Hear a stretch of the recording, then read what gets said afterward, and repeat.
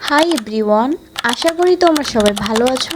তোমাদের মধ্যে অনেকেই আছো যারা আমার মতন আঁকাতে পছন্দ করো, কিন্তু তোমাদের আঁকানোর জন্য আর্ট প্যাড বা ক্যানভাস প্যাড নাই। তো তোমরা চাইলে আমার মতো এইভাবে আর্ট পেপার দিয়ে একটা নোটবুক করে নিতে পারো। আমি বাজার থেকে মাত্র 20 টাকা দিয়ে 2টা আর্ট পেপার কিনে নিয়ে এসেছিলাম, আর সেগুলোই আমি নির্দিষ্ট মাপে কেটে নিয়ে এখন আঠা লাগিয়ে নিব। ভালোভাবে চাপ দেওয়ার জন্য আমরা 2টা ক্লিপ ব্যবহার করব। তো ক্লিপ 2টা লাগানোর পর এবার আঠা লাগিয়ে নিতে হবে। এ পর্যায়ে একটু বেশি আঠা লাগবে, তো তোমরা আমার মতন কিপটামি না করে একটু বেশি আঠা ইউজ করো।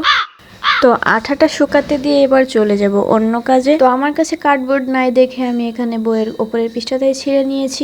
আর তোমরা কিন্তু নতুন বই ছিঁড়ে ফেলো না, কারণ তাহলে তোমার মায়ের উড়ন্ত জুতা এসে পড়বে তোমার গালে।